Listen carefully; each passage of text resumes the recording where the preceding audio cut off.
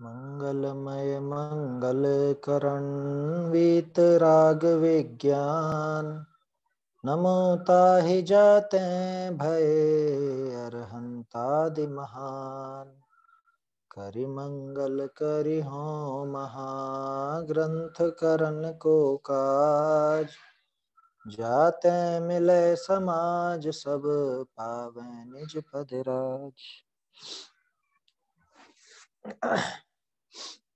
मोक्ष प्रकाशक ग्रंथराज पर हमारी चर्चा चल रही है।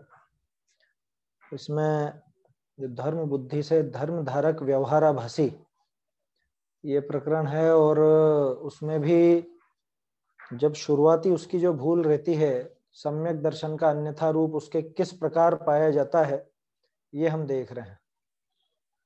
माने सम्यक दर्शन वास्तव में तो आत्म स्वभाव की श्रद्धा, अपना आत्मा का श्रद्धान हो, उसका नाम सम्यक दर्शन। लेकिन व्यवहार से भी देखें तो देव शास्त्र गुरु के श्रद्धान को सम्यक दर्शन कहा जाता है। तो देव शास्त्र गुरु का श्रद्धान अगर सच्चा हो, सही सही हो, तब तो व्यवहार सम्यक दर्शन कहलाए भी सही। लेकिन अभी तो देव शास्त्र गुरु का ही श्रद्धान सच्चा नहीं है। सच्चा नहीं है का मतलब उनका तो श्रद्धान तो है, लेकिन उनका स्वभाव ही नहीं समझा ढंग से, तो उनका सही श्रद्धान कैसे होगा। तो यहीं पर टोडरमल जी साहब हमको बता रहे हैं कि देव भक्ति का भी इसके अन्यथा रूप चलता है, शास्त्र भक्ति का भी अन्यथा रूप चलता है, और गुरु भक्ति का भी इसको अन्यथा रूप चला करता है। देव भक्ति के अन्यथा रूप में अपन ने देखा कि भक्ति में कितनी इसके विपरीतता पाई जाती है। देव का स्वरूप नहीं जानता, उसकी परीक्षा नहीं करता, है ना। जो उनके यथार्थ गुण हैं उनको नहीं पहचानता, जो अगुण हैं उनको भी गुण मान लेता है। ये सारी भूलें चला करती। उसके बाद कल गुरु भक्ति का अन्यथा रूप अपन देख रहे थे। उसमें बात हुई थी बहुत से जीव तो आज्ञानुसारी हैं सिर्फ। जैसे देव को आज्ञानुसार मानते हैं कि हाँ ये अपने भगवान है, इनको नमस्कार करना, ऐसे ही कि हम जैन कुल में पैदा हुए हैं, हम दिगंबर जैन हैं, तो बस ये दिगंबर मुनिराज हैं, ये हमारे गुरु हैं, इनको नमस्कार करना चाहिए। उसमें परीक्षा नहीं करते, ये जैन के साधु हैं, हमारे गुरु हैं, इसलिए इनकी भक्ति करनी, परीक्षा नहीं करते। और कितने जीव परीक्षा भी करते हैं। अगर मान लो कोई परीक्षा भी करे तो कैसी करता है, जैसे कल हमने बात की थी, जिन गुणों से उनकी महानता नहीं है, माने वास्तव में जो उनकी महानता के गुण हैं उनको न देख करके जो सामान्य गुण हैं दूसरों में भी पाए जाते हैं, ऐसे गुणों से उनकी महानता समझने लगता है कि भाई ये दया पालते हैं, ये शील पालते हैं, धन आदि नहीं रखते, या उपदेश देते हैं, उपवास आदि करते हैं, क्षुधादि परिचय का सहन करते हैं, ऐसी प्रवृत्ति से महान मान लेता है। भाई ये गुण उनमें होते हैं, इसकी मना नहीं है, ये गुण होते हैं, लेकिन ये गुण तो सामान्य गुण है, किसी में भी पाए जाते हैं, अन्य व्यक्तियों में भी पाए जाते हैं। इसीलिए तो अतिव्याप्ति बताई, इसलिए इसमें अतिव्याप्तिपना है ना। क्यों कहा अतिव्याप्ति? क्योंकि ऐसे गुण तो अन्य परमहंस आदि में भी देखने को मिल जाते हैं। ज्यादा से ज्यादा परीक्षा करेगा तो क्या करेगा कि हमको तो बस ये देखना है कि इनके पीछे कमंडल है, हम तो पीछे कमंडल देख के नमस्कार कर लेते हैं। भाई पीछे कमंडल, मान लो कोई गलत व्यक्ति हो, कोई सत्य व्यसनी हो, और वो पीछे कमंडल लेकर के बैठ जाए, वो पीछे कमंडल लेकर घूमने लगे, तो क्या उनको भी मुनि मान लोगे? बात समझ में आ रही है? कहने का अर्थ यह है कि पीछे कमंडल मुनिपने की निशानी तो है, लेकिन उतने मात्र से मुनिपना नहीं होता, है ना। दया आदि ये भी मुनिपने में तो होते हैं, लेकिन मुनिपना इतने मात्र से नहीं होता। हम जो गुरु के पद पर उनकी प्रतिष्ठा कर रहे हैं, गुरु के नाम पर जिनको हम पूजना चाहते हैं, जिनको हम गुरु कहते हैं, कैसा गुरु? जो चार मंगल, चार उत्तम, चार शरण में गिने जाते हैं, जिनको हमने अरहंत और सिद्धों के स्थान पर बिठाया है, चलते फिरते सिद्ध जिनके लिए कहा जाता है, उनके लिए हर कैसे कुछ भी चलेगा क्या? है? परीक्षा हर कैसे हो जाएगी क्या? हमने तो पीछे देखी और कमंडल देखा और हो गया नमस्कार, बस हमें और कुछ से मतलब नहीं है। आपको ध्यान होगा छठे अधिकार के अंदर भी हमने काफी चर्चा की थी इसके बारे में, उसमें बहुत से तर्क आए थे, जैसे श्रावक वैसे मुनि, ऐसे तर्क भी आए थे हैं? और पंचम काल के और चतुर्थ काल के ये वाले प्रश्न भी आए थे। तो कल मैंने आपको 2 बातें याद रखने को बोला था, ये हमेशा ध्यान रखना। क्या?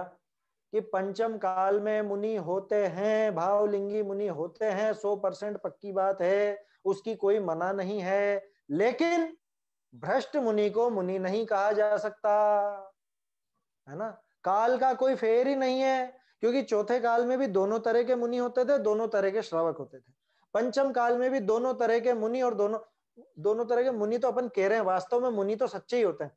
झूठे तो श्रवणाभास कहलाते हैं, झूठे तो नट श्रवण कहलाते हैं, भांड कहलाते हैं। क्या रे आप ऐसी ऐसी बात बोल रहे हो? अरे अष्टपौड़ की गाथाएं बोल रहा हूं, और कुछ नहीं बोल रहा अलग से, है ना? भांड, नट श्रवण या श्रवणाभास, ये सब आचार्यों के शब्द हैं, अपने शब्द नहीं है ना? भांड माने क्या? नौटंकी करने वाले, जो वो वेश धरते हैं। और तो और वहां तो ये भी कहा आत्मानुशासन में तो, कि अगर बराबर वैसा रूप बनाए तब तो फिर भी भांड की उपमा दी जाए, लेकिन यथावत वैसा रूप भी तो नहीं है। जब वैसा रूप भी नहीं है तो फिर तो भांड भी नहीं कहलाए। जैसे कोई बहुरूपिया हो, और वो बहुरूपिया आपके सामने ऊपर तो कोट पहन ले और नीचे लुंगी पहन करके आ जाए और कहे कि मैं इनकम टैक्स का अधिकारी हूं या मैं पुलिस का अधिकारी हूं, क्या करोगे आप? कह रहे जा पहले सही से रूप बना के आ, उसके बाद इनाम मिलेगा। है? अभी तो तेरा रूप भी सच्चा नहीं है, रूप तो कम से कम सच्चा धारण कर। समझ में आ रही है बात? तो कहने का अर्थ यह है कि गुरु की परीक्षा करके ही सच्ची गुरु भक्ति संभव है। जैसे देव की परीक्षा की गई, हमने ही नहीं गई, आचार्यों ने कहा परीक्षा करना।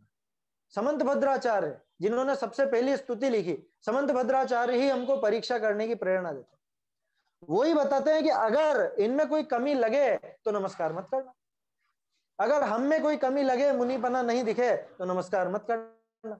है कोई आज ऐसा कहने वाला? दिखते हैं क्या ऐसे? वो तो कहते तुम हमको नमस्कार नहीं करोगे तुम मुनि निंदक हो। सीधे कह देते। इतना दम तो रखें कि अगर हम में 28 मूल गुण नहीं दिखते हो तो मत करना भैया नमस्कार, इतना तो बोले। है कोई बोलने वाला? क्योंकि दिख रहा है, साफ साफ साफ नजर आ रहा है। 28 मूल गुण छोड़ो, वहां तो सामान्य सदाचार जैसी बातें भी नजर नहीं आती अगर किसी में, और वो खुल के ये कहता है कि ये जो हमको नहीं मानते इनको जूते मारो, इनको बाहर निकालो, या इनको मुनि निंदक की उपमा दे दो, ये नाम कर दो, दिगंबर से बाहर कर दो, है रोटी बेटी का व्यवहार तोड़ दो, ऐसे फतवे जारी कर देते। ये भिड़ाने के काम है, ये समाज के विघटन के काम है। भाई सही उपदेश देना चाहिए। अभी हम लोग देख रहे हैं कुछ पुराने सन्मति संदेश में सन 1960 1962 की जो छपी हुई थी, उसमें मतलब ये आज का मुद्दा नहीं है, ये कोई आज चल रहा हो ऐसा मुद्दा नहीं है, ये तो लगभग 100 सालों से चल रहा है। जो भ्रष्टाचार पहले था, भ्रष्ट आचरण था, उसके विरोध में उस समय भी आवाजें उठती थी। कोई अपन लोग आज ही बोल रहे हैं ऐसा नहीं है। उस समय बड़ी बड़े जो भी समाज थे, उन लोगों ने ऐसे निर्णय पारित किए थे, ऐसे निकाले गए थे निर्णय, क्या कि कहीं पर इस तरह की प्रवृत्ति दिखती हो जो अपना ही स्थान बना करके और उसी को बढ़ावा देने में लगे हुए हों, जिनके साथ में गाड़ियां चल रही हों, जो कोई व्यापार धंधा बढ़ाने का उपदेश देते हों या किसी व्यापार में लगाने की बात करते हों, उनको मुनि नहीं मानना, ऐसा उसमें लिखा हुआ लेख देख लेना। कैमरा ऑफ कर दो। हाँ, ये किसी का ऑडियो चालू हुआ है भाई पीछे से। चलिए, तो आगरा के पास कोई जगह थी, वहां के समाज ने, और बहुत अच्छे विद्वान लोग थे वहां के समाज ने वो निर्णय निकाले थे। उस समय तो स्मारक का जन्म भी नहीं हुआ था, सन 60 सन 62 की बात कर रहा हूं। सन्मति संदेश के लेख देखिएगा, होगा तो उपलब्ध कराए जाएंगे बाद में। तो कहने का अर्थ यह है कि बिना परीक्षा के तो हम ऐसे मूर्ख नहीं है, ये मनुष्य का मस्तक है। ऐसे ही नहीं मिला कि हर कोई भी कह दे और उसके आगे झुका दिया जाए। सड़ा नारियल नहीं रखा है आपके कंधों पर, है ना? मनुष्य के मस्तक की कीमत जानते हो? देव आते हैं ना वहां से, तब कल्याणक के समय क्या कहते हैं कि ले लो सारा वैभव ले लो, हमारा सब वैभव ले लो, एक समय के लिए हमको ये मनुष्य पर्याय दे दो। वो देव तरसते हैं, इंद्र तरसता है मनुष्य होने के लिए। मनुष्य के मस्तक की ये कीमत है, मनुष्य के मस्तक की वो कीमत है कि पूरे 3 लोग झुकते हैं उनके आगे। मनुष्य बन सकता है, मोक्ष जा सकता है, मनुष्य तीर्थंकर बन सकता है, अरहंत बन सकता है। तो इसको व्यर्थ में नहीं गंवाना। ये ऐसे ही नहीं मिला है कि हर जगह कहीं पे भी जाओ और फोड़ दो। सड़ा नारियल नहीं है, बाबूजी कहा करते थे कि तुम्हारा माथा है ये सड़ा नारियल नहीं है कि कहीं पे भी जाते हो और यूं कहीं फोड़ देते हो। तो भाई कहने का अर्थ यह है कि अगर परीक्षा नहीं कर सकते तो वास्तव में आप भक्ति नहीं कर सकते, और परीक्षा करते हो तो सही सही परीक्षा करो। ऐसे व्यर्थ की बातें लेकर के परीक्षा मत करो। हमने परीक्षा करी भी तो कैसी करी, कल दिया था ना उदाहरण। किसी विद्वान की आपसे पूछा जाए भाई इसके बारे में बोलो, तो आप क्या बोलने लगोगे? उसके कपड़ों के बारे में, उसके बालों के, किसके बारे में बोलोगे? कि ये तो सबकी दिखती, इनमें विद्वत्ता वाली बात कहाँ आई? तो ठीक उसी तरह से जब मुनि बने की बात आएगी तो मुनिराज के लिए क्या चीजें होनी चाहिए, उनका क्या स्वरूप है, उनमें कौन से गुण दिखाई देने चाहिए।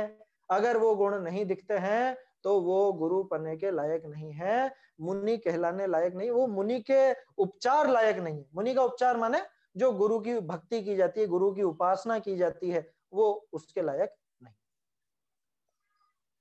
कि प्रकरण तो चल रहा है गुरु भक्ति का अन्यथा रूप, कि दिक्कत यही तो है कि ये परीक्षा करता नहीं, देखता नहीं कि सही है या नहीं है, और बस हमारे है ना, हमारे हैं, बस इतना काफी। पिछले 2-1 साल में कुछ 2-3 किस्से ऐसे देखने को आए, क्या करूं, अब कहना तो नहीं चाहिए फिर भी कहता हूं। कुछ किस्से ऐसे देखने को आए, अखबार में पढ़े होंगे आपने, है ना, व्यसनों में लिप्त या कुछ भी ऐसा उठ पटांग हरकत करते हुए पकड़े गए, जेल में बंद कर दिए। समाज खड़ा हो गया, हमारे मुनिराज, हमारे मुनिराज। अरे भैया तुम क्या कर रहे हो? और उल्टा तुमको तो ये कहना चाहिए, क्योंकि दूसरों के सामने क्या संदेश जाएगा कि हाँ हाँ जैनों में भी भ्रष्ट होते हैं सब। ये संदेश दे दिया तुमने अगर उसका सपोर्ट किया तो। अगर कहीं पर भ्रष्ट आचरण दिखता है तो स्पष्ट रूप से कि नहीं ये हमारे नहीं है, हमारे इस तरह के होते ही नहीं है भैया। जैसे मान लो किसी खानदान में, आपके खानदान में कोई बच्चा बिगड़ जाए, बहुत उल्टे सीधे काम करने लगे, चोरी करने लगे, बलात्कार, हत्या, लूटपाट आदि ऐसे काम करने लगे, क्या कहोगे आप? कोई आपसे कहे अरे तुम्हारा बेटा नहीं है, नहीं है, हमारा बेटा नहीं है ही नहीं, हमारा कोई संबंध ही नहीं उससे, यही कहोगे ना? अगर सदाचार सज्जन व्यक्ति होगा तो, और मोह में पड़ा हुआ होगा तो हाँ हाँ है तो क्या हो गया, है हमारा है तो क्या हो गया, ये करेगा। कौन करेगा ये? कि जो खुद भी बिगड़ा हुआ होगा, जो खुद भी गलत लाइन पर होगा, वो करेगा। अब आप विचार कीजिए क्या करना चाहिए हमको। कहीं पर अगर भ्रष्ट आचरण दिखता है तो क्या करना चाहिए? क्या करें, अब अपने मुनि हैं, उनकी तो व्यवस्था करनी पड़ती है, कैसे भी हो, हैं तो अपने ही। ये हमारे यहाँ नहीं चलती। कल हमने ये बात की थी, कल या शायद परसों, कि अति अनुराग तो अरहंत का भी भला नहीं है। करी थी ना बात ये। अति अनुराग तो उनका भी नहीं होता है, मोक्ष मार्ग के साधक को। घर वालों को ही नहीं रखते हैं अपन तो अति अनुराग, बिगड़ जाए तो क्या करोगे? यही कहोगे ना, नहीं है नहीं है, हमारा नहीं है। और यहाँ पे तो कैसे भी हो, है तो हमारे ही सही।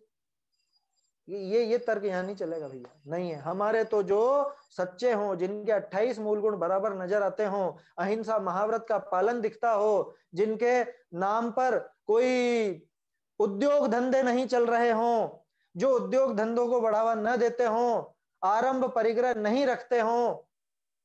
क्या आया समझ में? मान लो एक छोटा सा उदाहरण देता हूं, मैं मुनि बन जाऊं, बनने का भाव तो है लेकिन अभी ऐसे भाव आते नहीं है। मान लो बन जाऊं, और फिर धीरे धीरे धीरे धीरे कुछ ऐसा, जब फॉलोअर बढ़ जाए, है हो ही जाते हैं ना, सबको मिल ही जाते हैं कुछ ना कुछ तो। उसके बाद में उपदेश देने लगो, एक काम करो, तुम क्रीम पाउडर की फैक्ट्री खोल लो मेरे नाम पर, तुम कपड़े की फैक्ट्री खोल लो मेरे नाम पर, तुम ये रोजगार बढ़ाना है अपने को, क्या बोलते हैं, स्वदेशी स्वदेशी स्वदेशी का वो खोल लो कारखाना, हथकरघा खोल लो या और कुछ खोल लो। मैं ऐसा उपदेश देने लगूं तो ये मुनि भूमिका के उचित के लायक होगा या नहीं होगा? कोई ऐसा कर रहा हो तो मुझे पता नहीं है, ऐसा अगर कोई करता हो तो वो मुनि है या नहीं है, विचार कर लीजिएगा। आया समझ में? वो उस पद के लायक है या नहीं। मैं मेरे बॉडीगार्ड रख लूं, साथ में बाउंसर रख लूं, बाउंसर समझते हैं ना, वो जो धक्के मार मार के निकालते हैं लोगों को, हाथापाई करते हैं, ऐसे रख लूं आगे होकर के, या मैं रात में खाने लग जाऊं, या मैं खाने खिलाने का उपदेश देने लग जाऊं, XYZ कुछ भी जो मुनि पने के आचरण के अनुकूल नहीं है, और मैं ये काम करने लग जाऊं, और उसके बाद मैं आप सबसे ये आशा रखूं, कैसी आशा रखूं कि आप मुझको मुनि मानो। आप मुझे मुनि नहीं मानोगे तो आप मुनि निंदक हो, आप अगर मेरी बुराई करोगे तो मेरे मुनि निंदक हो आप। मैं ऐसे फतवे जारी कर दूं, क्या होगा? ये मुनि पने के लक्षण है ये, है? और जो उनके भगत, जो मेरे भक्त रहेंगे, फिर क्या वो मुनि भक्त कहलाएंगे? और जो बेचारा सच्ची बात कह रहा वो मुनि निंदक कहलाएगा? है? कहां है हमारा दिमाग, कहां जा रहा है? हम किस चीज को बढ़ावा देना चाह रहे हैं? हम उस मोक्ष मार्ग को आगे बढ़ाना चाह रहे हैं, या उस मोक्ष मार्ग में शिथिलाचार को ही आगे बढ़ा रहे हैं? ये गंभीरता से विचारनी बातें हैं। अब क्या करें, मुद्दा बहुत ज्वलंत है। ये गुरु भक्ति का अन्यथा रूप है ना। तो अन्यथा रूप, पहली बात तो अगर गुरु का अन्यथा रूप है और उसका भक्त है तो अन्यथा है। दूसरी बात, गुरु अगर सच्चे हैं और फिर भी ये उनकी परीक्षा नहीं करता तो भी भक्ति अन्यथा है। दो मुद्दों पर विचार करना है अपने को, ध्यान रखिएगा। ये जो पहला पैराग्राफ और नीचे का पैराग्राफ है, इन दोनों में ये बातें समझ में आ जाएंगी कि अगर वो जो गुरु पद का धारी है, जिसने वो गुरु का पद धारण कर रखा है, मुनि पद धारण कर रखा है, और उसके बावजूद वो गुरुपना वहां नहीं नजर आता, वो मुनिपना वहां नजर नहीं, मुनिपना मतलब उनके जो 28 मूल गुण है, वैसा जो स्वरूप है वो अगर नजर नहीं आता, और मैं उनकी भक्ति में संलग्न हूं, तो ये भी गुरु भक्ति का अन्यथा रूप है। एक बात। दूसरी बात कि अगर गुरु सच्चे भी हैं, सच्चे जैसे कुंद कुंदाचार्य है ना, कुंद कुंदाचार्य जैसे सच्चे गुरु भी हों, लेकिन मैं उनकी परीक्षा तो नहीं करूं, उनके गुण तो नहीं देखूं, और कोरा कि हमारे हैं इसलिए ऊंचे हैं, हम जैन हैं, हम दिगंबर है, दिगंबरों का नाम तो चलता ही कुंद कुंदाचार्य से है। अगर ऐसा करके मैं उनकी भक्ति करूं तो वो भक्ति भी अन्यथा ही है। ये गुरु भक्ति का अन्यथा रूप है। यहां दो मुद्दों पर विचार करना है। गुरु का स्वरूप सही होना चाहिए, दूसरा जो गुरु का स्वरूप सही है तो भी गुरु के सही स्वरूप की परीक्षा करके उनको गुरु स्वीकार कर। दो स्तर पर काम चाहिए यहां। क्या कहा? परीक्षा भी करते हैं तो कैसी परीक्षा? जो गुण अन्य में भी पाए जा रहे हैं, ऐसे परमहंस आदि हैं, अन्य मतियों में भी पाए जा रहे हैं, या जैनी मिथ्या दृष्टियों में पाए जा रहे हैं, ऐसे गुणों से परीक्षा कर ली कि ये मुनिराज बहुत दयालु हैं, ये बहुत दया पालते हैं, दूसरे भी पालते हैं, ये बहुत शीलवान है, दूसरे भी होते हैं ब्रह्मचारी, ये धन आदि नहीं रखते, दूसरे भी नहीं रखते। अब जो रखते हो फिर उनका तो कहना ही क्या। जो रखते हो, जिनके नाम पर व्यापार धंधे चलते हो, फंड इकट्ठे होते हो, कोई मठ वगैरह बन जाते हो, अलग अलग आजकल देखने में आते हैं ना, अलग अलग स्थान, मुझे पता नहीं किसका कौन सा क्या है, लेकिन सुनने में आता है। ज्यादा मेरा घूमना फिरना है नहीं तो इसलिए ज्यादा जगह मालूम नहीं है, लेकिन लोगों से सुना है इसलिए वो बातें पता चलती। तो कहने का अर्थ यह है कि अगर सच्ची परीक्षा नहीं करी तो भी वो गुरु भक्ति अन्यथा है, और अगर परीक्षा ही नहीं करी, कोरा पक्ष रखा, तो भी अन्यथा है। चाहे मैं मंच पे खड़े होकर के चिल्लाऊं, या मैं वो टोपी पहन लूं, हम भी मुनि भक्त, मैं भी मुनि भक्त, या क्या, और वो खूब नारेबाजी कर लूं, उतने मात्र से कोई भक्त नहीं हो जाता। आया समझ में? ये मुनि भक्ति नहीं है, ये गुरु भक्ति नहीं। और जो सोचता है कि मैं ऐसा काम करके या दूसरों को दबाकर मैं मुनि भक्त कहला जाऊंगा, या मैं मुनि भक्त हो जाऊंगा, खुद ने खुद को तमगा दे दिया। अच्छा, दूसरे को दिखाने के लिए गुरु भक्ति होती है ऐसा तो बिल्कुल भी नहीं है, लेकिन यहां तो जबरदस्ती दिखाया जा रहा है और दूसरों को कहा जा रहा है कि ये नहीं है, हम हैं गुरु भक्त। कौन कह रहा है? कि जिसके खुद के आचरण का ठिकाना नहीं, जो रात्रि भोजन करता हो, जो मांस खाता हो, जो मदिरा सेवन करता हो, और वो आगे बढ़ के कहता है कि तुम नहीं, हम है मुनि भक्त, तुम मुनि निंदक हो, तुम सच्ची स्वरूप की बात करते हो, तुम मुनि निंदक हो। आया समझ में? कोई व्यक्ति हो, अपने पिताजी की फोटो लगाता हो, है ना, और पिताजी ने जो जो बातें कही उनको स्वीकार ही नहीं करता हो, मानता ही नहीं हो, पूरा उल्टा चलता हो, उसके पिताजी ईमानदारी का उपदेश देंगे और वो बेटा की पूरा बेईमानी में लिप्त, वो सदाचार से रहने को कह गए, ये सब तो व्यसन में लिप्त, और फिर क्या कहता है, हम हमारे पिताजी के सच्चे भक्त। अब उसको आके कोई कहे कि अरे तेरे पिताजी तो ऐसा कहते थे रे, तेरे पिताजी ने तो ऐसा कहा था, वो ऐसे थे, कह रहे तुम मेरे पिताजी की निंदा करते हो। कैसा मूर्ख है? कौन कर रहा है वो पिताजी की निंदा? वो उनका स्वरूप बताने वाला कर रहा है, ये जिसने उनकी आज्ञा नहीं मानी वो कर रहा है? और कौन है उनका असली भक्त? लोगों को बरगलाया जा रहा है, लोगों को उल्टा सीधा मंच पर से, माइक पर से, टीवी पर, यूट्यूब, जो जो भी साधन है, ये सोशल मीडिया पर ऐसा बेवकूफ बनाया जा रहा है। खैर अभी लोग इतने मूर्ख नहीं है, जिनको सामने का नजर नहीं आता वो बिल्कुल भी ऐसे आंख के अंधे और गांठ के पूरे नहीं है अभी सब, है ना। थोड़े बहुत हो सकते हैं जिनको विचार नहीं है, और गारंटी है स्वाध्यायी जो होगा, जिसने अगर थोड़े भी कुंदकुंदाचार्य के शास्त्र पढ़े होंगे, वो ऐसी बातों में नहीं आएगा, वो बरगलाने में नहीं आएगा, वो झूठी बातों में नहीं आएगा। वही चक्कर में आता है जो बस वो आया था ना, भक्ति का अतिरेक। जिसको भक्ति का अतिरेक है, स्वरूप से कोई मतलब नहीं है, हमको तो नाचना गाना है उनके नाम पे, बस हमको सिर्फ जयकारा लगाना है? आया समझ में? महावीर भगवान की जय, या फिर जय जय, क्या क्या बोलते हैं, जय जय गुरुदेव गुरुदेव श्री की जय, या कुछ भी। गंभीरता से विचारनी बातें हैं। चलिए आगे देखते हैं। ये ऊपर वाला पैराग्राफ कल अपना हो गया था 223 पेज पर है ये, और हस्तलिखित में 279 पर है। ताते अव्याप्तिपना इन विषय है ना, ये बात हो गई। इन करी सांची परीक्षा हुई नहीं बहुरी, इन गुणनिकों विचारे है। अब देखिए फिर से वही बात जो देव भक्ति के अन्यथा रूप में आई थी, और जिससे अपन ने लिंक बिठाई थी किसकी, जीव अजीव तत्व संबंधी अयथार्थ श्रद्धान की, वो की वही बात आ रही है पूरी। देखना कहां चला गया,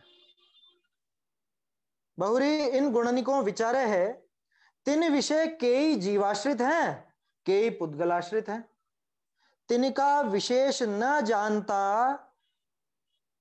असमान जाति मुनि पर्याय विषय, एकत्व बुद्धि ते मिथ्या दृष्टि ही रहे है। बहुरी सम्यक दर्शन ज्ञान चारित्र की एकता रूप मोक्ष मार्ग, सोई मुनि का साचा लक्षण है, ताको पहचाने नहीं जाते, यह पहचानी भय मिथ्या दृष्टि रहता नहीं। ऐसे मुनि का साचा स्वरूप ही न जाने तो साची भक्ति कैसे होई। पुण्य बंध को कारणभूत शुभ क्रिया रूप गुणनी को पहचानी, तिनकी सेवा ते अपना भला होना जानी, तिन विषय अनुरागी होई भक्ति करे है। जैसे देव की भक्ति में आया था, ऐसे गुरु भक्ति का स्वरूप कहा।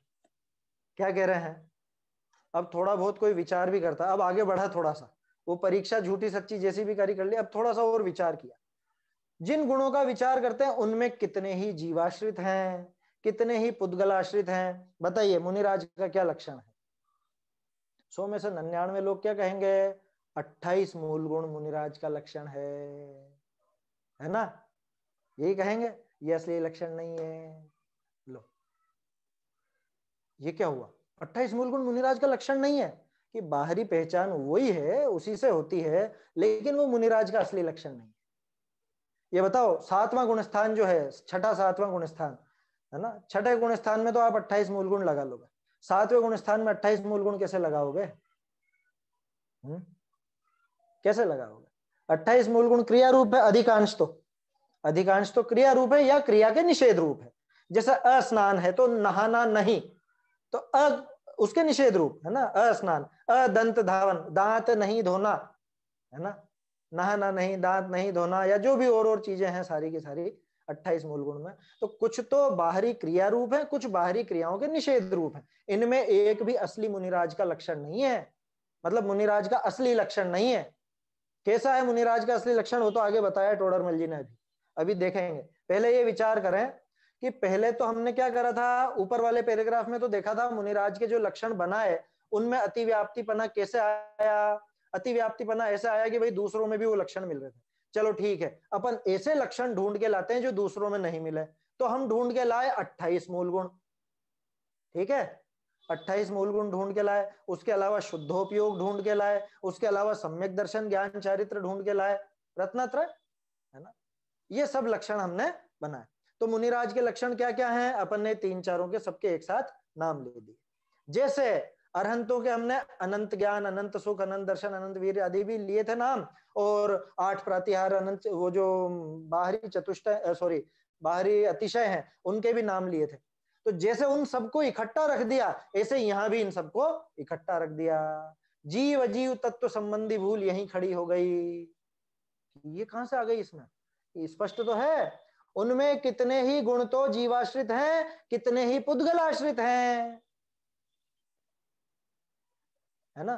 सम्यक दर्शन ज्ञान चारित्र ये किसके आश्रित हैं, 28 मूल गुण किसके आश्रित हैं, या 3 कषाय चौकड़ी का अभाव किसके आश्रित है, शुद्धोपयोग किसके आश्रित है, या जो ऊपर आए थे नाम है दया दान संयम इत्यादि, ये किसके आश्रित हैं, इनका कोई विचार नहीं चलता। कितने ही पुद्गल आश्रित है, उनके विशेष न जानते हुए, एक मिनट, ये उनके नहीं होगा, ये उनका था, यहां संशोधन है। उनका विशेष, उनका विशेष का क्या मतलब, ये विशेष का क्या अर्थ है, पहले बता चुका हूं। विशेष का अर्थ होता है अंतर, और टोडरमल जी ने उनका लिखा था, उनके नहीं लिखा था। ये वाला पेज फोटो खींचना रह गया इसका, मैं यहीं से दिखाता हूं आपको। ये यहां देखिए, ये जो काटा हुआ है यहां नजर आ जाएगा, दिख रहा है, तिनको लिखा था, तिनको का काट के तिनका किया। तिनका विशेष यानी कि उनका विशेष, विशेष शब्द का अर्थ अंतर। ये सैकड़ों जगह आएगा, और हर जगह अपन, सैकड़ों तो नहीं फिर भी बहुत सी जगह है, तो वह विशेष का अर्थ अंतर है। 2-3 चीजें ध्यान में रखिए, विशेष, ठीक, है ना, ऐसे 2-3 शब्द मैंने पहले भी बताए थे। विशेष का अर्थ है अंतर, और विशेष का अर्थ अंतर में मेरे मन से नहीं लगा रहा हूं, संस्कृत में विशेष का अर्थ अंतर होता है। जावण वेदी विशेषण तरम तू, है ना, गाथा है वो तो प्राकृत में गाथा है। विशेष शब्द का अर्थ अंतर से है। और वैसे भी विशेष का मतलब क्या निकालोगे आप, अंतर वाला अर्थ लगा के देखो, मालूम पड़ जाएगा आपको। उसमें कितने जीवाश्रित हैं, कितने पुद्गलाश्रित हैं, उनका अंतर न जानते हुए, स्पष्ट समझ में आ रहा है। उनका अंतर यानी उनमें क्या अंतर है, कि ये गुण इनका होगा कि नहीं होगा, ये शरीर के आश्रित है तो ये मुनिराज का असली गुण होने लायक है या नहीं, या ये आत्माश्रित है तो ये किस तरह से सधेगा, ऐसा अंतर नहीं जानते हुए असमान जाति मुनि पर्याय में एकत्व बुद्धि से मिथ्या दृष्टि ही रहते हैं। 3 जगह ऐसी की ऐसी पंक्ति है, देव भक्ति के अन्यथा रूप में भी आई थी, यहां भी आई, और जीव अजीव तत्व संबंधी भूल में भी आई। 3 जगह बिल्कुल एक जैसी। क्या किया, असमान जाति, वहां पे देखिए, वहां पे होगा असमान जाति, शायद देव पर्याय ऐसा कुछ होगा, या अरहंत पर्याय नाम आया होगा। ये असमान जाति अरहंत पर्याय में जीव पुद्गल के विशेषणों को भिन्न न जानकर मिथ्या दृष्टि धारण करता है, पेज 221 पर। ऐसे ही यहां पर असमान जाति मुनि पर्याय में, तुलनात्मक रूप से अपने को समझना चाहिए। टोडरमल जी बहुत गजब का उनका दृष्टिकोण था, वो एकदम एक ही तरीके से बताते चलते हैं, समझ में आ जाए आसानी से। ऐसे ही आगे भी आ जाएगा आपको, है ना, आगे ढूंढना पड़ेगा, वहां पे मिल जाएगा, लेकिन असमान जाति मनुष्य पर्याय में ऐसा आ जाएगा आगे। खैर वो तो आगे का प्रकरण है, अभी तो ये देखें अपन कि जैसे अरहंत पर्याय देखी थी, अरहंत पर्याय भी असमान जाति थी, और यहां पे मुनि पर्याय भी असमान जाति। क्यों, क्योंकि दोनों पर्याय मनुष्य पर्याय में थी, दोनों की दोनों मनुष्य पर्याय में। अब इसने क्या करा कि इसने दोनों गुण उठा करके एक में एक कर दिए, है ना, एक में एक कर दिए। ये मालूम नहीं इसको कि ये मुनिराज का असली गुण है या नहीं, ये मुनिराज के ये आत्मिक गुण है, माने ये असली गुण है, और ये उनके शरीर आश्रित बाहरी क्रिया से संबंधित है, तो ये असली गुण नहीं है, लेकिन असली गुण के साथ में रहता है।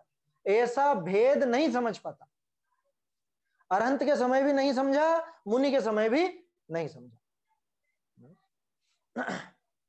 उनके विशेष न जानते हुए असमान जाति मुनि पर्याय में एकत्व बुद्धि से, एकत्व बुद्धि से माने कौन है मुनिराज? बताओ। कि बाहर में जिनका नग्न वेश रहता है वो मुनि। कि यहाँ पे बाहरी वेश की बात ही नहीं है, कि मुनिपना छठा सातवां गुणस्थान जो देखा जाता है, सातवें गुणस्थान या उसके आगे की गुणस्थान की जो बात चलती है, उसमें बाहर में नग्नता का कोई लेना देना ही नहीं है। कि ये क्या बात कर रहे हो, कोई लेना देना नहीं है? अरे भाई इसको समझिए।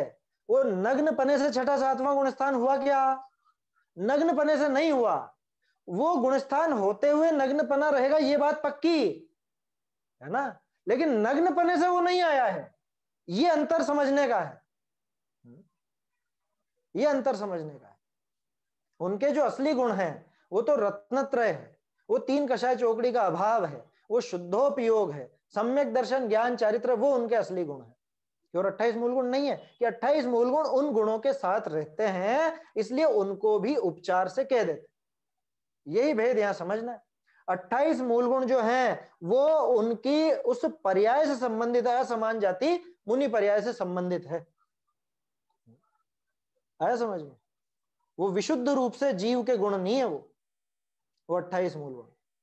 क्यों? क्योंकि उनमें शरीर की अपेक्षा है। छोटा सा उदाहरण, अस्नान व्रत, नहाना नहीं तो आत्मा तो नहाता ही नहीं है कभी।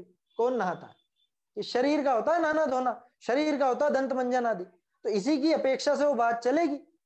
तो वो मुनिराज के असली गुण नहीं है, असली गुणों के साथ में रहते हैं। दूसरी बात कि हम इन्हीं चीजों को देख पाते हैं, असली गुण अपन देख नहीं पाते हैं, है ना, लेकिन असली गुण समझ तो सकते हैं ना कि असली होते कैसे हैं।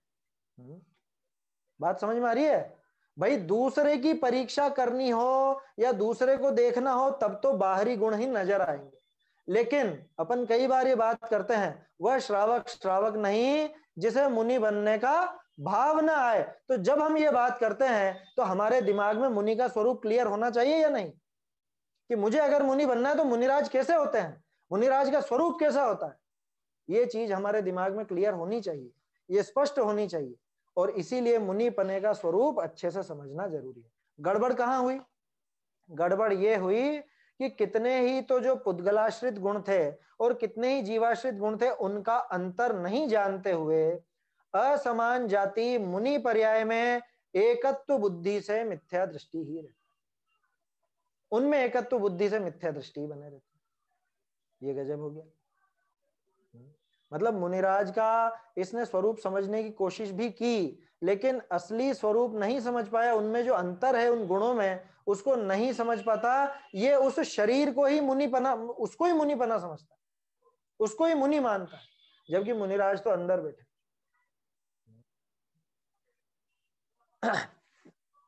5 पांडव मुनिराज है ना, जल रहे थे ना, है? क्या दिखता है हमें कि मुनिराज जल रहे हैं? उनसे पूछो वो कहेंगे मुनिराज, मुनि जलते नहीं है कभी, क्योंकि मुनिराज तो आत्मलीन रहते हैं, वो जले कैसे? बात समझ में आ रही है? यहाँ पर तो अरे रे कितना भयंकर उपसर्ग, कैसी खतरनाक ये व्याधि आ गई, या कैसा ये खतरनाक पूरा प्रसंग बन गया है? कितना दुखी हो रहे होंगे, कैसे हैं बेचारे मुनिराज, बेचारे कर देते हैं हम उनको। वहां मुनिराज का अंतरंग पूछो, वो कहेंगे बेचारे तो तुम हो, तुम जल रहे हो आग में, है ना 4 कषाय चौकड़ी पूरी पड़ी, उसमें से एक का भी नाश नहीं हुआ, या जिसके हुआ भी है तो अभी 3 कषाय चौकड़ी का नाश तो नहीं हुआ। हम तो 3 कषाय चौकड़ी के अभाव रूप जो वो शुद्धोपयोग है, जो वो विशुद्धता है, उस आनंद में, उस वीतरागता के आनंद का पान करते हैं, वो आनंद में मग्न है। और हमें क्या लगता है? बेचारे मुनिराज।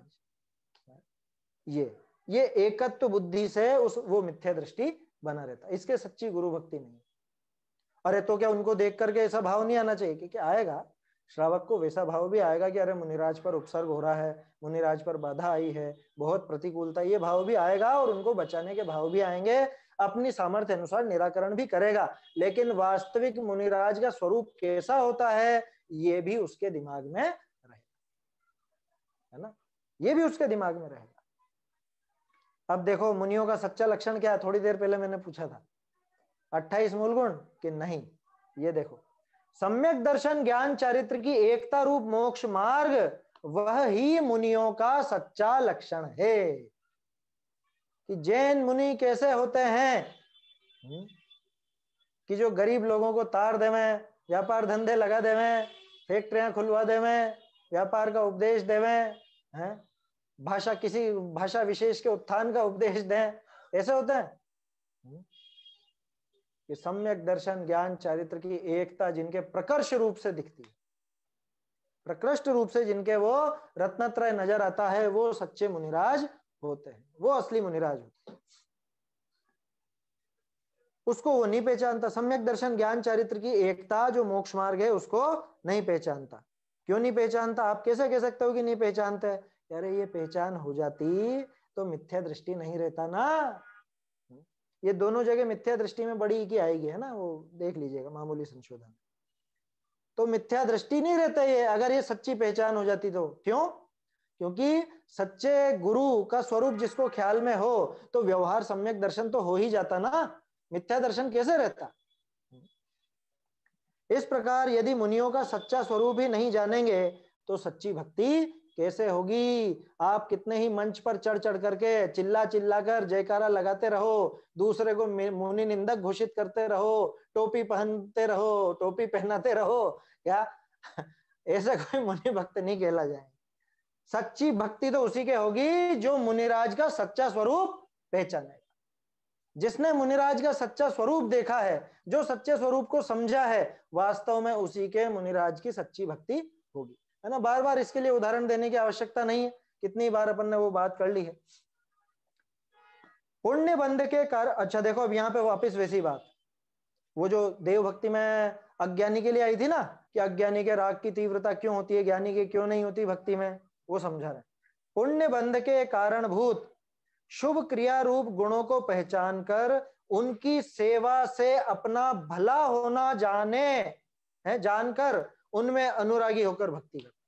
वहां पे क्या था? वहां पे देव भक्ति को मोक्ष का कारण जान लिया था, देव भक्ति को मोक्ष का कारण जानकर, और फिर वो देव भक्ति में अति तीव्रता से लगता है ना, अति तीव्र राग पूर्वक लगता है। और यहां पे क्या है कि यहां पे तो वो शुभ क्रिया रूप गुणों को पहचान गए। 28 मूल गुण की बात आ गई, है ना, यहाँ 28 मूल गुण की बात आ गई। उन शुभ क्रिया रूप गुणों को पहचान कर और उनकी सेवा से अपना भला होना जान के, कि जैसे देव की भक्ति वो मोक्षदायिनी है, ऐसे ही गुरु की भक्ति स्वर्ग मोक्षदायिनी है। गुरु भक्ति के बिना कैसे तरोगे, कि निगुरे हो गए, बिल्कुल निगुरे हो गए। निगुरा किसको कहते हैं? टोडरमल जी के सामने प्रश्न आ चुका था, अपन ने पढ़ चुके हैं अपन लोग, वैसे छठे अधिकार में था ना, कि बिना गुरु के तो निगुरा कहलाएंगे साहब।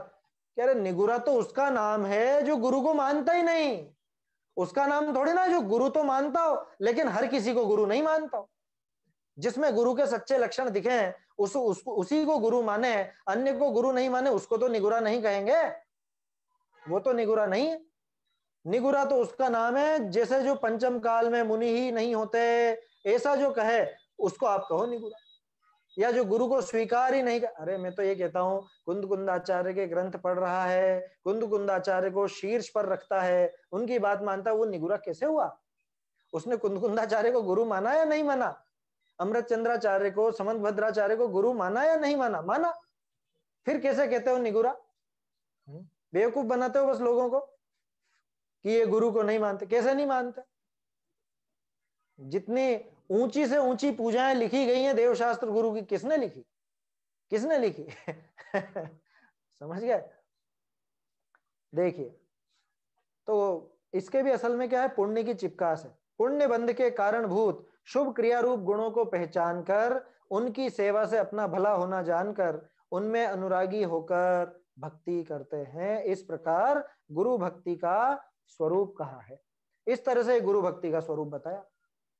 स्वरूप क्या बताया? अन्यथा रूप बताया, है ना। स्वरूप तो इतना है कि जो गुरु को पहचानेगा, गुरु का सही स्वरूप समझेगा, उसके ही गुरु भक्ति सच्ची होगी। ये तो गुरु भक्ति का सीधा सा स्वरूप।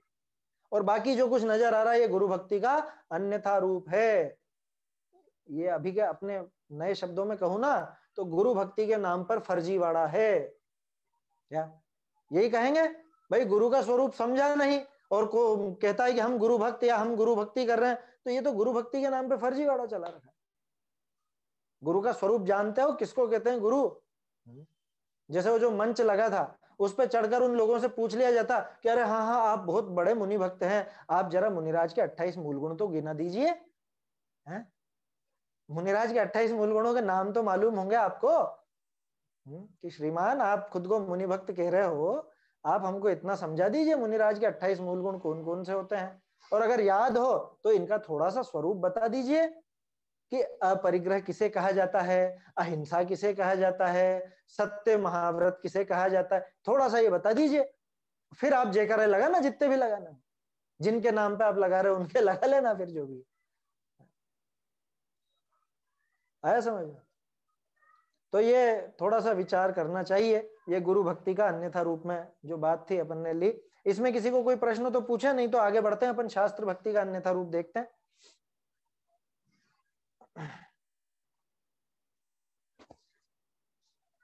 चलिए देखते हैं आगे।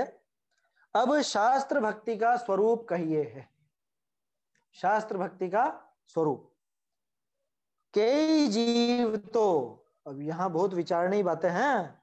कई जीव तो यह केवली भगवान की वाणी है, ताते केवली के पूज्य पनाते हैं, यह भी पूज्य है, ऐसा जानी भक्ति करे है। बोलो हमारे दिमाग में नहीं है क्या ऐसा? क्यों पूछते हो जिनवाणी की? अरे भगवान की वाणी है इसलिए। अरे ये बात तो कहते ही अपन, अरे भगवान की वाणी है इसलिए पूजो। कि भगवान की वाणी इसलिए पूज्य नहीं है, पूज्यपना किसी और कारण से है। भगवान की वाणी है, ये इसमें विशेषता है, लेकिन पूज्य पने का इतना मात्र कारण नहीं है। मतलब देखो तो सही, टोडरमल जी कितनी गहराई तक जाकर ये बात बता रहे हैं। अपन लोग भी तो यही बातें करते हैं ना, कि आप शास्त्रों को नमस्कार क्यों करते हो? अरे भगवान की वाणी है इसलिए करते हैं। अच्छा भगवान की वाणी इसलिए करते हो, तो भगवान भी पूज्य हैं, ये भी पूज्य हैं, इसलिए हम इनको पूजते हैं। कि बस इतनी सी विशेषता है इसमें, है? कि कोई और भी विशेषता है? देखो आगे देखते हैं। बहुरी कई ऐसी परीक्षा करे, देखो बिल्कुल सेम पैटर्न चल रहा है। गुरु भक्ति में भी पहला पॉइंट किसका आया था? वो आज्ञानुसारी। ऐसे ये भी आज्ञानुसारी, कि हम केवली के उपासक हैं, तो केवली भगवान का जो कुछ भी होगा वो हमको वो भी पसंद है, वो भी पूज्य है। ये तो अन्य मत में भी होती है ऐसी मान्यता। आपको पता है, अन्य मतियों से कभी चर्चा करके देखिएगा। जैसे भगवान की थाली में से प्याज लहसुन लुढ़क गए, तो वो उस समाज वाले प्याज ही नहीं खाते।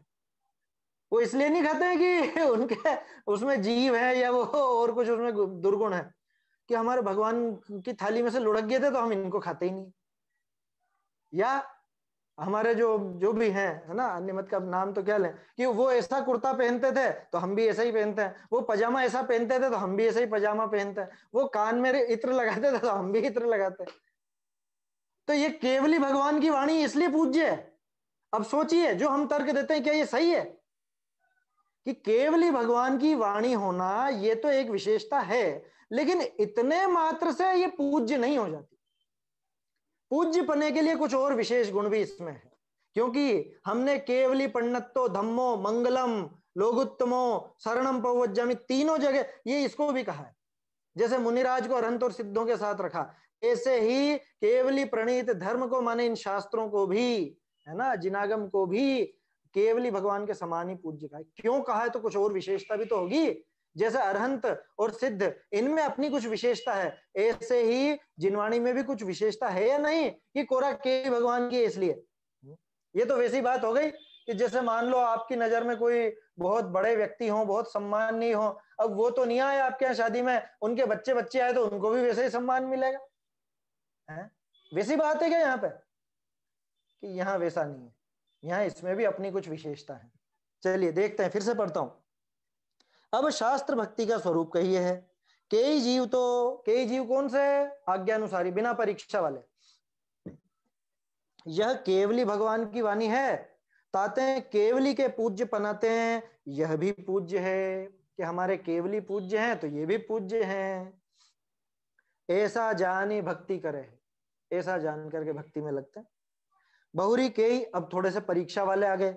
ऐसी परीक्षा करे है, करी है कैसे? इन शास्त्रों ने विषय विरागता, दया, क्षमा, शील, संतोष आदि का निरूपण है, ताते ए उत्कृष्ट है, ऐसा जानी भक्ति करे है। बोलो ये भी तो विशेषता है ना। कह रहे देखो कितना सुंदर दया का विवरण यहाँ है, कैसी अहिंसा बताई है हमारे यहाँ, कैसा अपरिग्रह बताया है या कैसे और विशेष गुण बताए गए हैं। तो ये तो अन्य मत में भी है भैया, है ऐसा जानी भक्ति करे सो ऐसा कथन तो अन्य शास्त्र कौन से वेदांत आदिक है ना, तीन विषय भी पाइए है। ऊपर हाशिए में है वो, अन्य शास्त्र वेदांत आदिक तीन विषय भी पाइए है। कि अन्य मत में भी ऐसा उपदेश तो मिलता है, जीवों की दया पालो, दूसरों पर दया दिखाओ, है क्षमा भाव रखो, संतोष धारण करो, संतोषी सदा सुखी, है ये सारा उपदेश अन्य जगह नहीं मिलता है क्या? ये तो अन्य जगह भी मिलता है। तो जिनवाणी इसलिए पूज्य है कि इसमें दया का वर्णन है, कि दया का वर्णन अन्य जगह भी है, अतिव्याप्तिपना आ जाएगा। जैसे मुनिपने में अपन ने देखा, जैसे देव में देखा, वैसे ही यहाँ भी देखा। जिनवाणी पूज्य तो है, लेकिन पूज्य किस लिए है ये समझना पहले, तब जाके हमारी शास्त्र भक्ति सच्ची कहलाएगी। नहीं तो फिर तो वही बस झांझ मजीरे बजाने वाली बात हो जाएगी। वो जो भजन गाते रहते हैं ना फिल्मी धुनों पर और वैसी भक्ति करते हैं। क्या कह रहे हैं? सो ऐसा कथन तो अन्य शास्त्र वेदांत आदि ने विषय भी पाइए है। बहुरी इन शास्त्र ने विषय त्रिलोक अधिक का गंभीर निरूपण। लो अब थोड़ा सा और बढ़ के आया कि नहीं हम ये सामान्य बात नहीं कर रहे हैं, हम तो ऐसी बात कर रहे हैं जो दूसरी जगह नहीं मिलेगी। बहुरी इन शास्त्र ने विषय त्रिलोक अधिक का गंभीर निरूपण है, ताते उत्कृष्टता जानी भक्ति करे है। अरे ऐसा वर्णन कहीं देखा क्या आपने? गणित ऐसी गजब की जैन शास्त्रों की गणित देखी आपने? हैं इनसे बढ़ के कहाँ गणित मिलेगी? इनसे बढ़कर के ऐसा वर्णन कहाँ मिलेगा? तीन लोक की ये सुंदर रचना का वर्णन कहाँ मिलेगा? या जो कर्णानुयोग में बारीक बारीक गणित की बातें आती हैं, ये कोई कर सकता है इतनी बारीकी से विवेचन? तो उसको उसी चीज की महिमा आ गई, इसलिए भी पूज्य नहीं है जिनवाणी। हम तो सोचते थे शायद इसीलिए पूज्य होगी। अरे ये जिनवाणी की विशेषताएं हैं, ये भी उसकी उत्कृष्टता में एक समझ लो उसका भी एक सोपान है, लेकिन इतने मात्र से पूज्य नहीं है। गजब हो गया। विरागता का, दया का, क्षमाशील, संतोष आदि का इनका उपदेश देने से भी पूज्य नहीं, और तीन लोक का वर्णन करने से भी पूज्य नहीं, तो फिर और कौन सी पूज्यता आ गई? सो यहाँ अनुमान आदि का तो प्रवेश नहीं। कहाँ पे? वो तीन लोक के वर्णन में। उस गणित में कोई अनुमान का प्रवेश तो है नहीं, है ना। आप कैसे सिद्ध करोगे? अभी मान लो मैं आपसे कह दूं कि आप सिद्ध करके बता दो सुमेरु 1 लाख योजन का, मैं तो 2 लाख का कहता हूं। अब कर लो माथा फोड़ी जितनी करनी है। क्या कर सकते हैं उसमें? उसमें बहस हो सकती है क्या? तर्क लगा सकते हैं क्या? नहीं लगा सकते। बस इतना सा कह सकते हैं, लिखा है शास्त्र में साफ, इससे बढ़ के क्या कह सकते हैं? तो जो चीज अनुमान से प्रमाणित नहीं की जा सकती, जो प्रत्यक्ष से प्रमाणित नहीं की जा सकती, आप ऐसा गुण बताओगे जिनवाणी का? तो क्या ये गुण नहीं का? ये है, लेकिन इतने से पूज्य नहीं है, मैं ये कह रहा हूं। यहां अनुमान अधिक का तो प्रवेश नहीं, सत्य असत्य का निर्णय करी महिमा कैसे जानिए। लो कितनी बड़ी बात कह दी टोडरमल जी ने। आप कैसे कर लोगे सत्य असत्य का निर्णय? तीन लोग आदि के वर्णन की आप विशेषता बता रहे हो, तो फिर ऐसे तो कोई भी आपको हरा देगा। हरा देगा माने आपके जिनवाणी को झूठी ठहरा देगा, अगर आप सिर्फ इतनी बातें लोगे तो। वो सूरज चांद आदि का वर्णन करने लगोगे तो अभी कोई आगे कि देखो ये भूगोल में तो ऐसा बताते हैं वैज्ञानिक, तुम्हारे यहाँ तो ऐसा लिखा है, फिर क्या करोगे? क्या करेंगे वहां पर?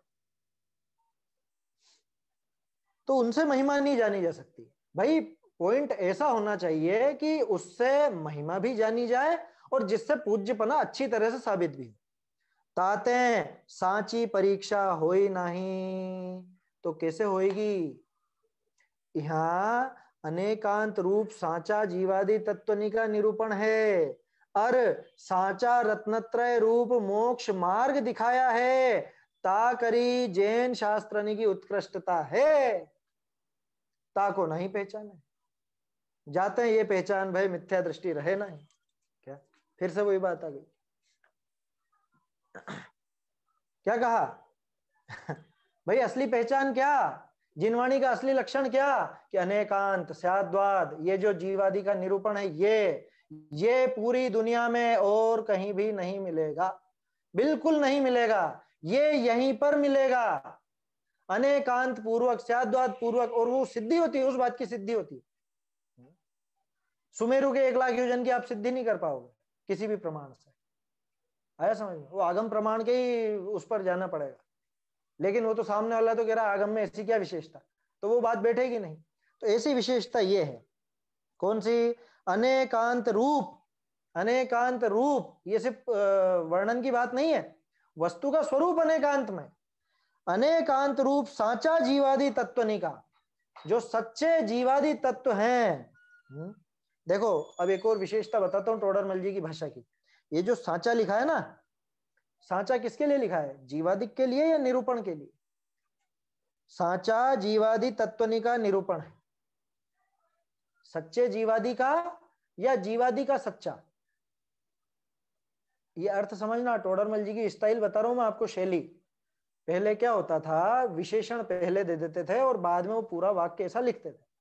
तो ये जो साचा शब्द है ना, ये जीवादि के लिए नहीं है, क्योंकि जीवादि तो जैसे हैं वैसे है ही। झूठे जीवादि भी कोई होते हैं क्या? झूठे भी होते हैं क्या? इसको इस तरह से समझिए, साचा क्या? साचा जीवादि तत्वनिका निरूपण। निरूपण। तो अब आज की हमारी भाषा में अगर अपन लिखेंगे तो इसको इस तरह से लिखेंगे, कैसा? जीवादि तत्वों का सच्चा निरूपण।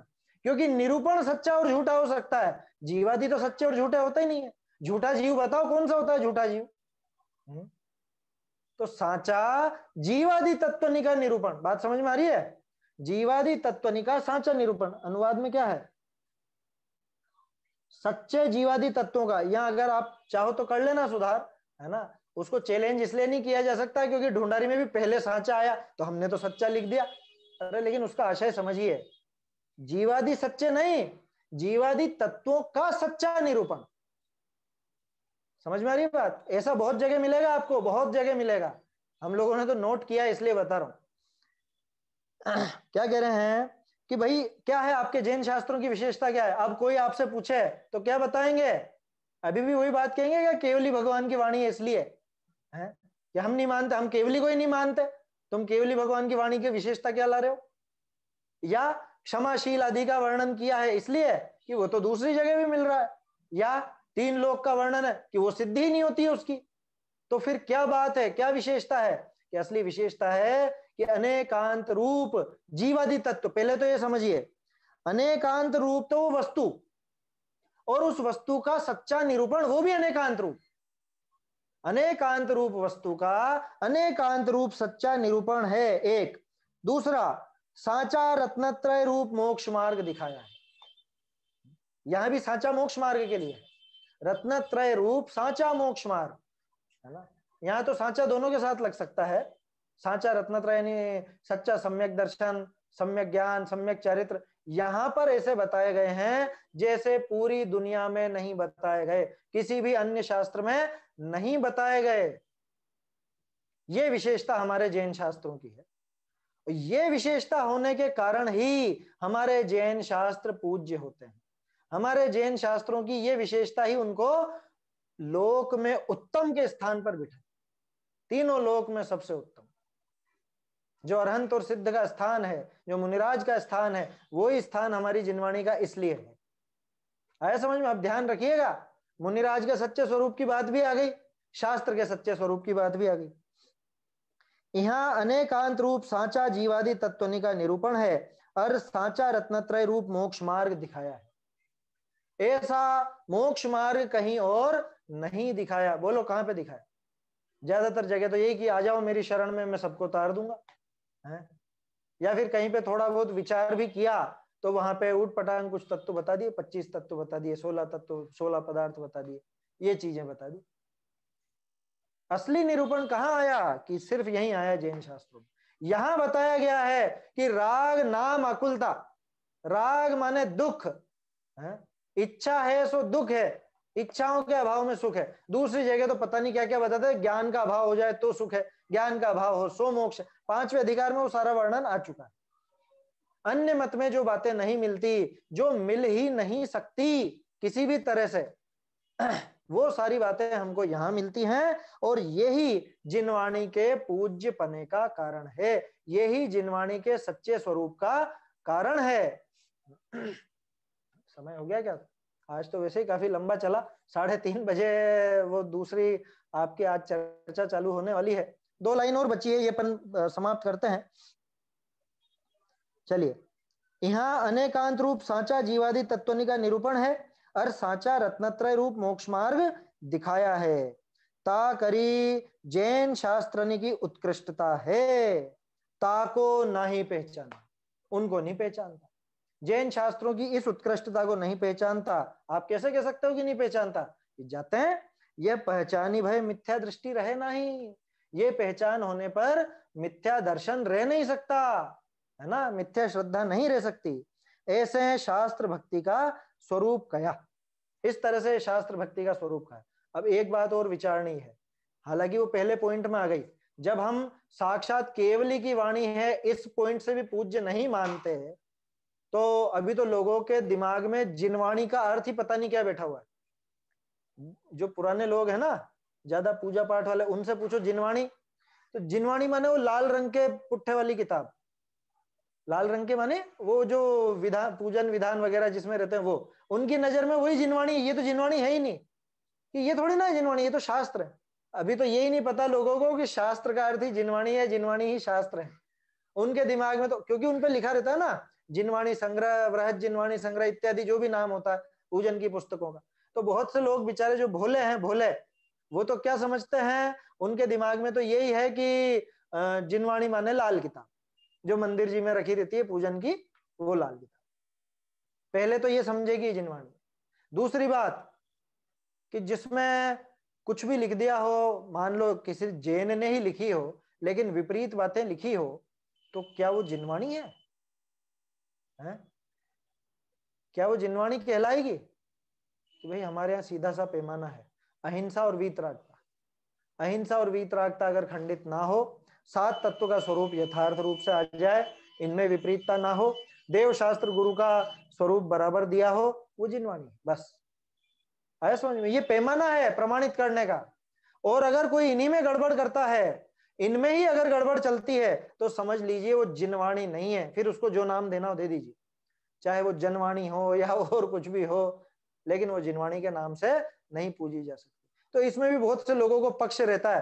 क्या? जैसे मान लो हम समयसार पढ़ेंगे, कहाँ का समयसार? कि नहीं नहीं, जयपुर वाला नहीं पढ़ना, वहां वाला पढ़ेंगे हम तो, कि भैया इसमें कुछ अलग है क्या? अगर गलत हो तो मत पढ़ो, अगर गलत हो, उसमें कुछ मिलावट हो, तब मत पढ़ो। लेकिन किसी को पक्ष रहता है ना ऐसा, कि यहाँ से सारे जो मतलब जो उनकी नजर में जिनवाणी नहीं है सब हटाई जाएगी। कि अरे भैया इनमें समयसार भी है, इनमें और ग्रंथ भी आचार्यों के, कि नहीं ये वहां से छपे हुए हैं, हम इनको जिनवाणी नहीं मानते। माने हमारे मानने से जिनवाणी चलेगी? तो जिनवाणी का सच्चा लक्षण टोडरमल जी साहब ने बता दिया है कि वास्तव में जिनवाणी का सच्चा लक्षण क्या है, कि अनेकांत रूप, है ना, 7 तत्वों का सच्चा निरूपण जिसमें है, सच्चा निरूपण जिसमें है ना, और जो सम्यक दर्शन ज्ञान चारित्र का वर्णन करने वाली है, मोक्ष मार्ग में लगाने वाली है, वो ही जिनवाणी है। ये ही जिनवाणी का सच्चा स्वरूप।